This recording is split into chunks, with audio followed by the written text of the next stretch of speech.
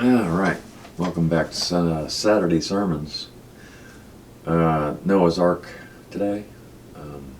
Very significant.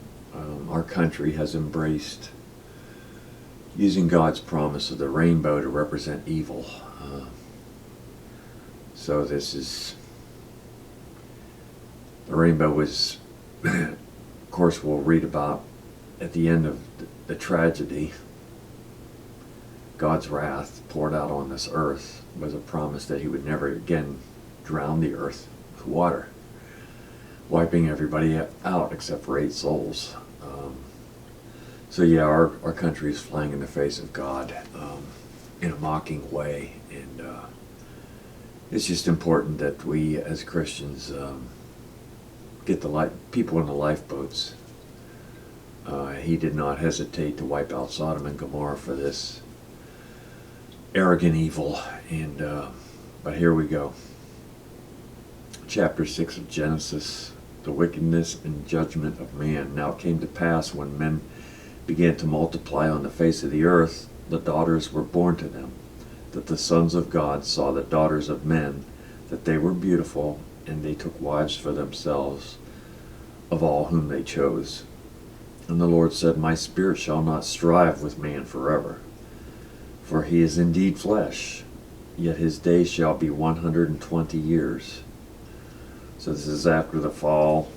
Death is definitely going to happen. 120 years versus how long Adam lived, which I believe to be 900 years. So there were giants on the earth in those days, and afterward, when the sons of God came into the daughters of men, they bore children to them. They were mighty men who were of old, men of renown. So these are men of respect.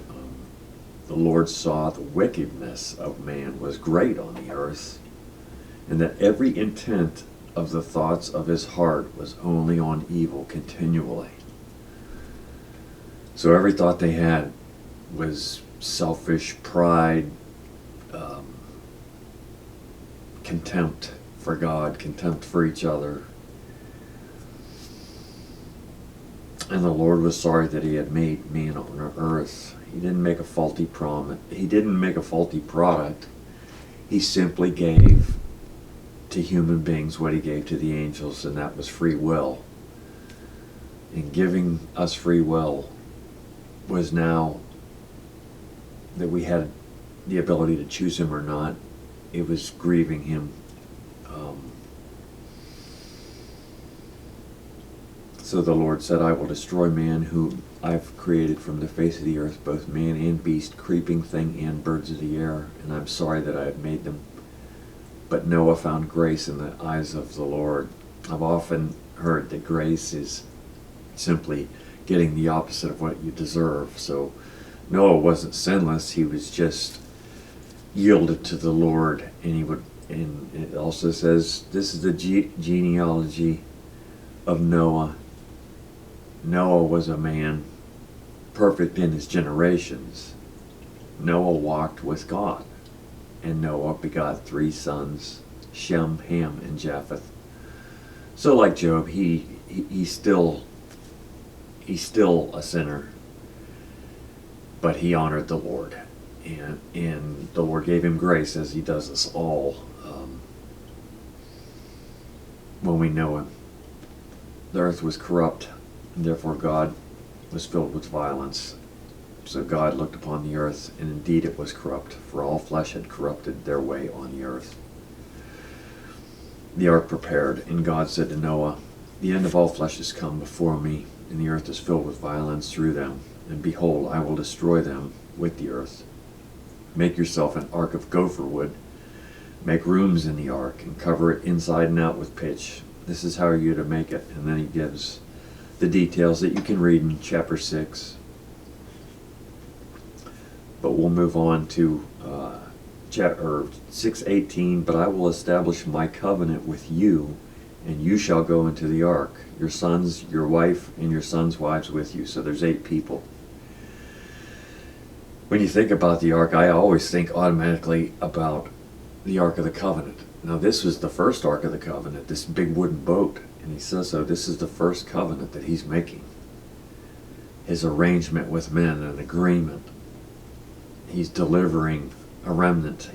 8 people are going to survive the whole world.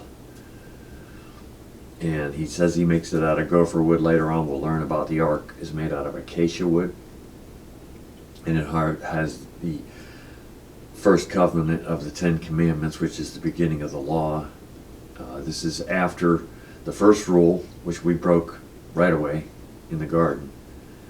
And every living thing of all flesh you shall bring, 2 of every sort, into the ark, to keep them alive with you.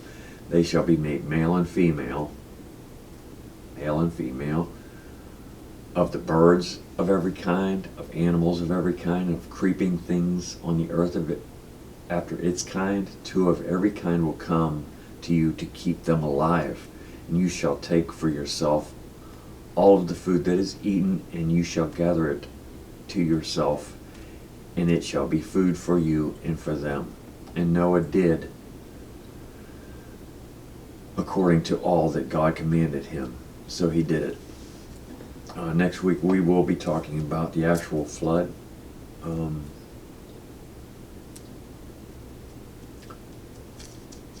So, food for thought. Think about this original covenant.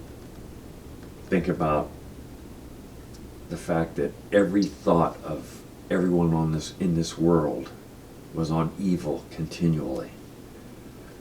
When you go on and you read in Scripture about the Old Testament prophecy and the book of Revelations and in Peter, 2 Peter, about the end, how things will be worse than they've ever been.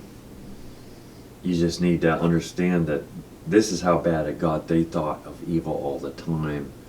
So you can only come to the conclusion that in the end, before the second coming of Christ, they won't just think about it, they will do it. And they will do it immediately. They won't just have bad thoughts. These people had non-stop bad thoughts. Selfishness, pride, just wickedness and contempt and jealousy for God and for each other. So in the end, I believe that people won't just think things, they will act on them immediately. And we're already starting to see that in our society. So think about everything that happened before the flood, and next week we'll read about the flood.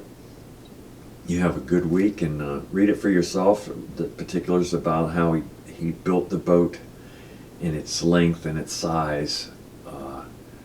And then next week we'll finish this with the consequences that God brought on the earth. But you have yourself a nice weekend, and we will talk to you later.